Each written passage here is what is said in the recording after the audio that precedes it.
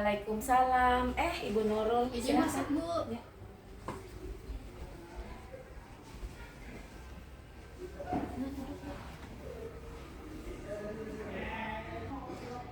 Apa kabar Bu hari ini? Alhamdulillah baik, Bu. Oh, ya. Ada yang bisa saya bantu Bu? Bu, ini saya mau konfirmasi untuk supervisi yang akan dilaksanakan besok. Oh iya ya, saya hampir lupa kalau besok giliran Ibu Nurul ya di observasi. Iya, Bu. Oh iya, bisa. Oh iya. Besok rencananya kelas berapa Bu? 10 MIPA, Bu. Masuk dulu ya. Kita di jam berapa? Besok Ibu kita observasinya, supervisinya itu jam berapa ya? Kira-kira kalau bisa tahu materi yang akan Ibu bahas besok apa? Materi yang ingin saya bahas besok tentang ancaman terhadap keutuhan NKRI dan upaya penyelesaian. Di perangkat ajar ini sudah ada indikator dan FPT ya Bu? Iya. Kira-kira apa indikator dan tujuan yang akan Ibu capai? Dalam pembelajaran yang akan saya lakukan besok, indikatornya ada tentang mengidentifikasikan ancaman terhadap negara dan upaya penyelesaiannya, baik di bidang ideologi, politik, ekonomi, sosial, budaya, dan pertahanan dan keamanan. Dan pada proses pembelajaran nanti kan tentunya ada pendekatan, model, dan metode ya, strategi yang akan Ibu pakai. Nah, Ibu sendiri menggunakan pendekatan dan metode apa Bu? Ini saya menggunakan metode ceramah, tanya jawab, serta kerja kelompok. Kalau model sendiri ada ya Bu yang Model yang saya gunakan di sini dengan strategi discovery learning. seperti ini. Ya, kalau bisa tahu dengan model discovery learning tentu ada sintak atau langkah-langkah yang akan Ibu gunakan pada proses pembelajarannya.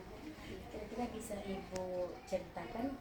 Dalam langkah-langkah discovery learning ini, yang pertama ada stimulasi, yang kedua ada identifikasi masalah, yang ketiga ada pengumpulan data atau informasi, yang keempat itu ada pengolahan data, yang kelima itu ada verifikasi, dan yang terakhir itu ada mengkomunikasikan. Mengkomunikasikan maksudnya mempresentasikan? Iya, mempresentasikan. Oh iya, berarti nanti siswa itu ada diberi kesempatan pengambilan keputusan ya Bu ya, Iya. yang bertanggung jawab. Oh iya. Tadi Ibu sudah menceritakan langkah-langkah, tahapan-tahapan. Nah, kira-kira yang mendukung pembelajaran Ibu ini media apa yang Ibu gunakan dalam pembelajaran itu? Dalam pembelajaran kali ini saya menggunakan media seperti kalau dalam pengumpulan tugas itu melalui Classroom, Google Class ya. Google Class. Terus kalau mengerjakan uji kompetensi latihan-latihan melalui Google Form. Iya. Dan ada tambahan-tambahan informasi yang mungkin untuk melengkapi kekurangan-kekurangan dalam pembelajaran itu, bisa informasinya disampaikan melalui WhatsApp group. Oh ya, di grup ya, sharing-sharing dengan siswanya melalui WhatsApp. Kalau sumber belajar sendiri Ibu menggunakan Sumber apa? belajar sendiri saya menggunakan buku paket PPKN, terus melalui PowerPoint dan video dari YouTube. Oh, Ibu menampilkan video-video juga ya? Iya. Ya, PPT ya, PowerPoint. Nah, tadi Ibu sudah menjelaskan media dan sumber atau bahan ajar yang Ibu gunakan. Kira-kira besok ada perangkat atau bahan tertulis yang Ibu sediakan? Ya Bu, saya menyiapkan perangkat tertulis itu seperti yang ada dua ya Bu ya. Saya siapkan, yang pertama ada EPP, yang kedua itu ada lembar kerja siswa. Oh iya, ada LKPD ya. Iya. Kemudian menurut ibu sendiri nih, pada saat ibu mengajar nanti di kelas, kira-kira selama proses pembelajaran itu apakah siswa akan berjalan lancar sepenuhnya, atau kira-kira siswa ada beberapa kendala atau kesulitan yang dihadapi siswa? Menurut saya siswa nanti ada mendapat kendala dalam istilah-istilah ya Bu ya, tentunya karena siswa hanya terbiasa melihat melalui media sosial. Kira-kira Bu, menurut Ibu pada proses pembelajaran besok itu anak-anak akan memahami dengan lancar, atau kira-kira menurut Ibu itu anak-anak akan mengalami ada sedikit kesulitan dalam pemahamannya besok pada proses pembelajaran Ibu?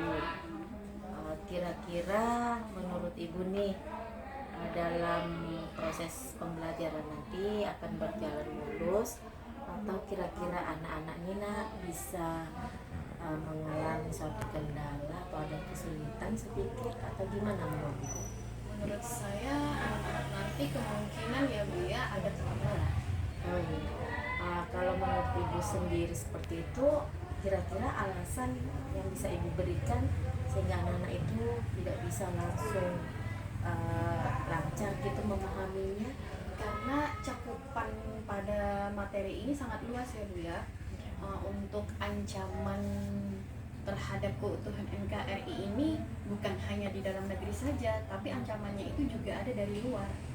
Oh iya, berarti materi ini kompleks ya Bu ya, memerlukan analisis yang kompleks. Kalau begitu ya mudah-mudahan besok Bu proses pembelajaran Ibu itu bisa berjalan dengan lancar dan kesulitan diatasi. Dan pertanyaan saya selanjutnya Bu, kira-kira Bu, kompetensi apa yang akan dimiliki oleh siswa setelah mempelajari materi ini yang Ibu harapkan?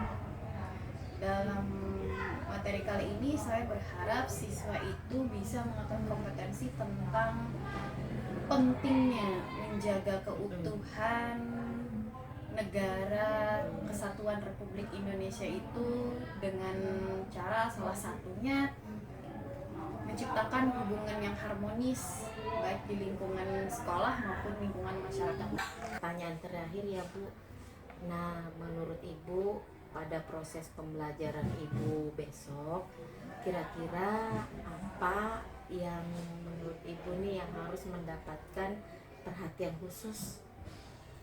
Menurut saya yang perlu mendapat perhatian khusus nanti, anak-anak itu bisa menerapkan sikap toleransinya dengan tolong-menolong serta musyawarah, baik itu di lingkungan sekolah maupun nanti di lingkungan masyarakat. Jadi aplikasinya ya Bu ya di masyarakat bisa bisa diterapkan.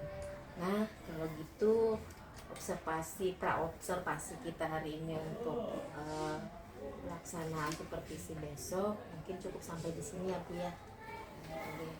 Sampai ketemu besok, ya mudah-mudahan tidak ada halangan dan berjalan dengan lancar. Terima kasih Bu, mari saya pulang dulu. Kasih ya Bu Nora. Ya.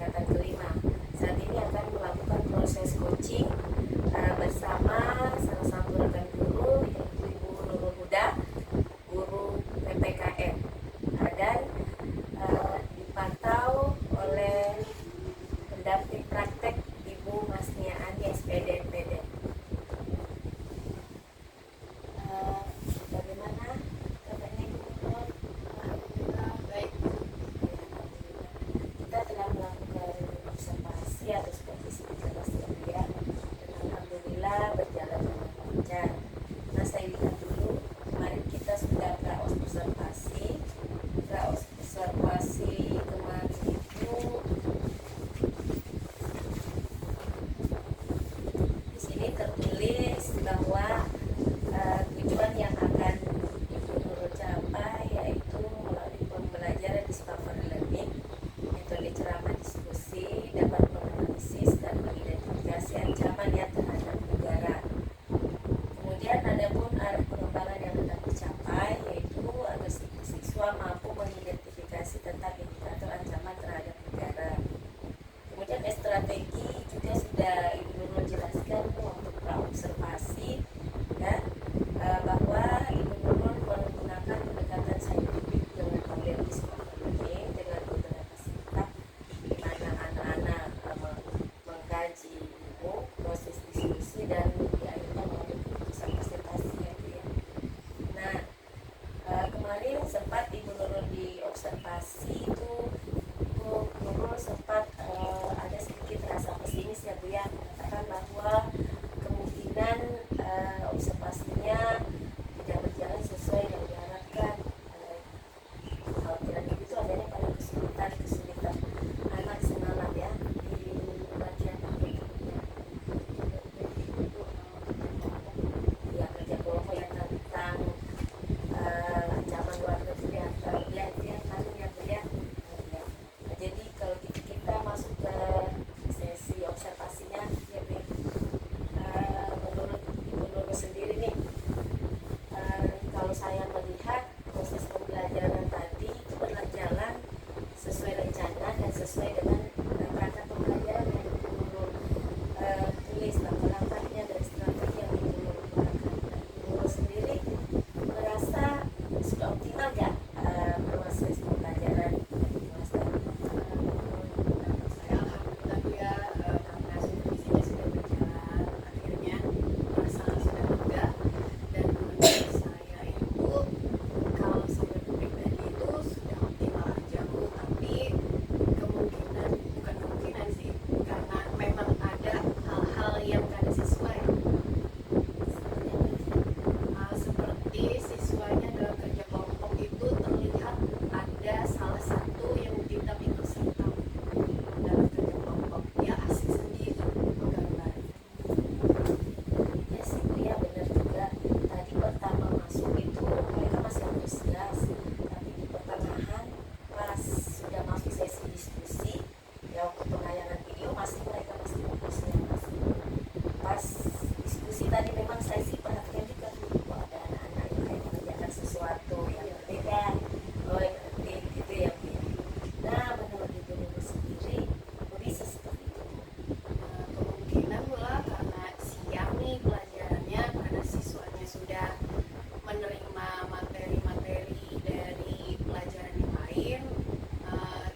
Kemungkinan juga siswa ini ada rasa jenuh Bu, karena sudah banyak menerima materi dari pelajaran-pelajaran sebelum saya.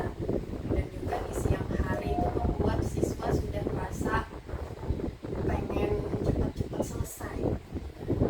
Sudah mulai lelah ya mereka ya. Nah, dengan kondisi seperti ini, Ibu Nurul sendiri sebaiknya seperti apa? Menurut saya ingin mengubah atau menambah strategi dalam pembelajaran juga, seperti menambahkan di sela-sela pembelajaran itu nanti akan saya sisipkan ice breaking supaya meningkatkan semangat kembali mereka belajar. Kan sekarang ice breaking ini banyak di internet itu. Jadi ada sedikitnya, jadi untuk menambah semangat. Semangat serta menumbuhkan kesadaran siswanya itu, kesadaran diri mereka untuk belajar. Kalau menumbuhkan kesadaran diri itu maksudnya apa? Menumbuhkan kesadaran itu, siswa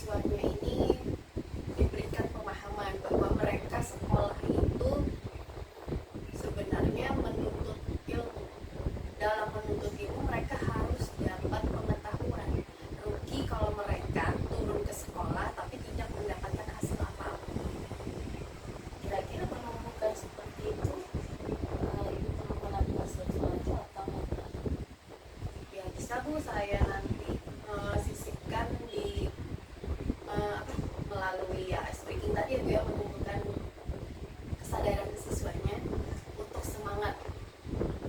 Pertama itu kemungkinan menurut saya untuk menumbuhkan kesadaran itu siswa itu harus semangat dulu dalam belajar. Kalau mereka sudah semangat, barulah disisipkan bagaimana teknik-teknik mereka untuk menumbuhkan kesadaran diri mereka untuk mengikuti pembelajaran. Kan banyak tuh teknik-tekniknya sekarang tuh bisa di-searching di internet. Bagus juga ya Bu ya ide-ide. Nah sekarang Ibu bisa terpikirkan ide seperti ini apa memang sudah pernah Ibu melakukannya? Kalau untuk menyisipkan menggunakan ya di sela-sela pembelajaran ice breaking saya belum pernah menggunakan Bu.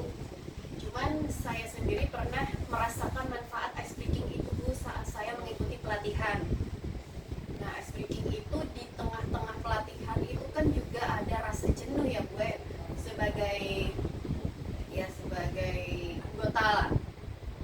Nah, si pemateri itu memberikan di sela-sela itu ice breaking Bu, sehingga membuat kami bisa semangat kembali Bu mengikuti pelatihan. Nah, saya kira hal itu bisa saya gunakan dalam kelas Bu saat pembelajaran. Jadi ada semacam strategi tambahan yang Ibu buat dalam pelatihan Ibu ya, menumbuhkan kesadaran juga semangat dengan disiplin. Nah, kalau menurut Ibu sendiri nih, kalau diangkakan, nah kita pakai angka, kira-kira dengan strategi atau metode yang baru yang direncanakan ini, itu menurut Ibu itu berada di angka atau di berapa? Saya sih maunya angka 10 ya Bu ya. Berhubung saya belum pernah mempraktikannya, saya hanya berani mengasih di angka 8. Apa namanya, selama waktu Ibu sendiri melakukan pelatihan ada SPG itu langsung berhasil SPG ke semua peserta? Berhasil. Bisa ya, bisa ada. Jadi Yang awalnya mengantuk jadi semangat kembali. kalau begitu Ibu harus optimis, berarti bisa berada di angka 10 atau angka 100.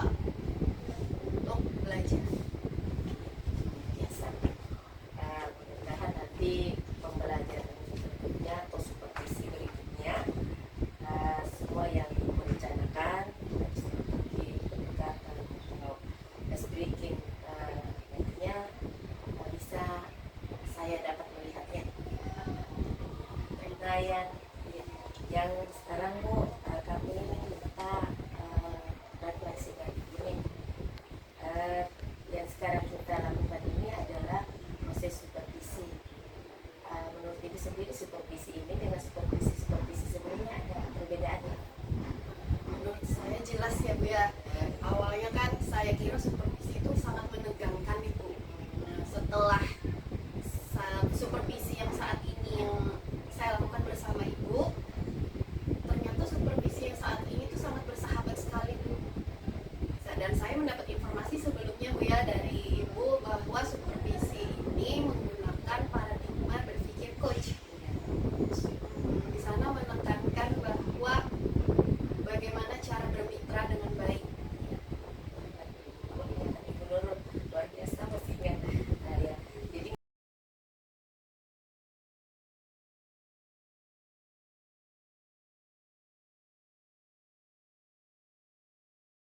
mudah-mudahan nanti ketika Ibu Nurul juga betul bergerak itu di pendidikan bergerak ada namanya pembelajaran berdiferensiasi. Nah, sebenarnya karena Ibu Nurul belum pernah dengar kan, tapi pernah melihat ya di buku saya ya, ya jadi nanti mungkin itu karena belum mendalami saja, jadi mungkin Ibu Nurul itu arahnya lebih ke sana nanti termasuk salah satu nanti bicara speaking, tapi harus ada analisis. Bisa dianalisis itu apa? Itu dasar. Karena belum dapat materinya, apa sudah cukup bagus, belum bisa lakukan. Jadi gerakan itu ini mengikuti bincang-bincang kita atau observasi kemarin itu menurutmu gimana? Menurut saya Bu ya, setelah melakukan bincang-bincang ini tadi, sebelum dan sesudah Ya. supervisi, pemikiran saya itu jadi terbuka Bu. Di mana yang awalnya saya pikir bagaimana cara memecahkan solusi ini dalam masalah di kelas tadi ya Bu ya. Kok anak itu ada sebagian yang tidak fokus dalam kerja kelompok. Setelah berbincang-bincang seperti ini, pemikiran saya jadi terbuka dan saya bisa mencari solusinya sendiri Bu. Nah, itulah pentingnya kolaborasi ya Bu ya. Ada teman untuk berbagi. Alhamdulillah observasi kita ini dengan hasil yang praobservasi kemarin itu sempat sih saya melihat raut wajah Ibu Nurul kayak ketika gitu ya untuk praobservasi. Ya, setelah saya jelaskan bahwa yang kita mau lakukan ini ada kepentingan dari guru penggerak, supervisi dengan paradigma berpikir coach. Akhirnya Ibu Nurul, oh ternyata seperti ini, tidak meninggalkan, tidak cari kesalahannya ya. Iya. Jadi kalau dulu kan kita pasti akan memperlihatkan kesalahannya di sini. Kalau yang ini apa bedanya Bu? Kalau yang ini mengajarkan bahwa guru itu sendiri ya Bu ya, guru yang punya masalah, guru itu sendiri yang bisa memecahkan masalah. Nah, jadi akhirnya Bu Nurul senang ya Iya, gitu Bu. Ya. Terima kasih Bu atas waktunya. Demikianlah proses coaching yang kami lakukan pasca observasi. Terima kasih. Saya akhiri. Assalamualaikum warahmatullahi wabarakatuh.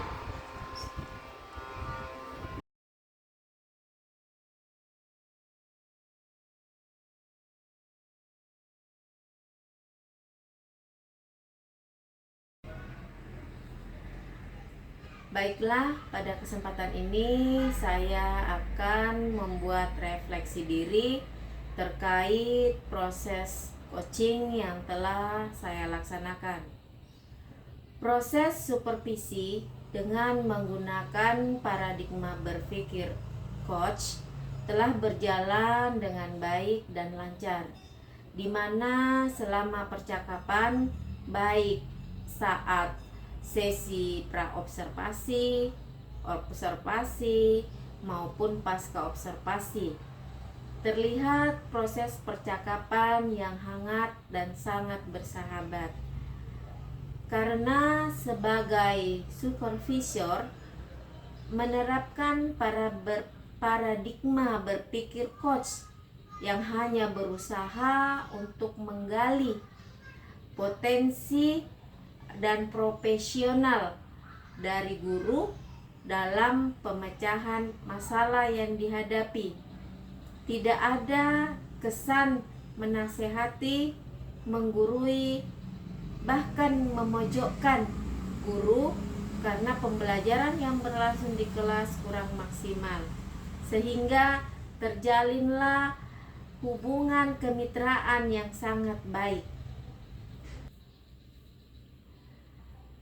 Adapun yang masih perlu diperbaiki atau ditingkatkan pada proses coaching ini, yaitu memperbanyak latihan coaching agar di saat guru yang sedang diobservasi terdiam sejenak memikirkan ide, maka supervisor atau coach juga punya cara atau teknik untuk membantunya mengeluarkan ide-ide.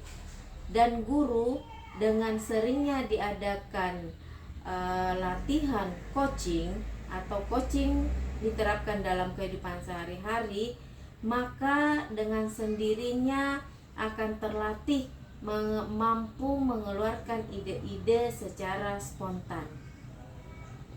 Kemudian selanjutnya yang saya lakukan yaitu sebelum melakukan coaching, agar bisa berada pada kehadiran penuh, yang saya lakukan yaitu memastikan kondisi dalam keadaan kondusif, yang aman dan nyaman.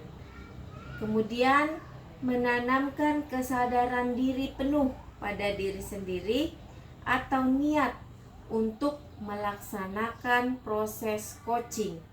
Yang bisa saya lakukan tentunya sudah memiliki pemahaman mendalam tentang apa itu coaching atau proses coaching, ya, seperti dengan mengetahui keterampilan apa saja yang harus dimiliki oleh seorang coach, kompetensi inti apa yang harus dicapai.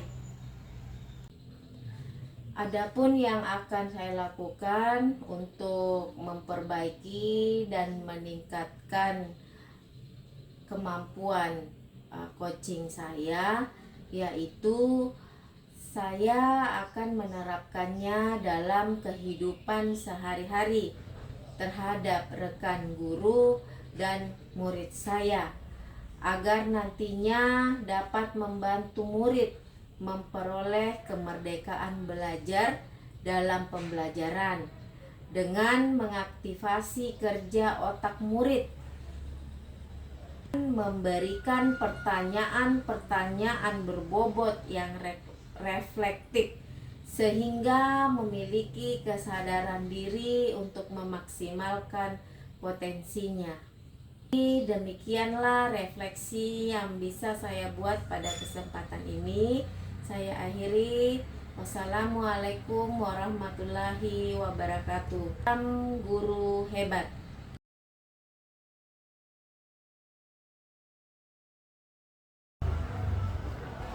Assalamualaikum warahmatullahi wabarakatuh. Perkenalkan, nama saya Nurul Huda. Saya adalah salah satu guru di SMA Muhammadiyah 2 Banjarmasin yang merupakan rekan kerja Ibu Masita. Adapun yang saya rasakan setelah proses supervisi, yaitu ternyata supervisi sekarang ini sangat berbeda. Dan saya mendapatkan informasi dari Ibu Masita bahwa ini adalah supervisi yang menggunakan paradigma berpikir coaching, yang menekankan pada bagaimana membangun kemitraan yang baik, sehingga yang tadinya saya rasa khawatir menjadi merasakan sesuatu yang berbeda, di mana saya mengutarakan masalah yang tadinya masih kebingungan dengan solusinya. Setelah berbincang dengan Ibu Masita, ternyata saya baru sadar bahwa saya sendirilah yang memiliki kemampuan untuk memecahkan masalahnya. Terima kasih banyak Ibu. Sukses selalu Ibu. Assalamualaikum warahmatullahi wabarakatuh.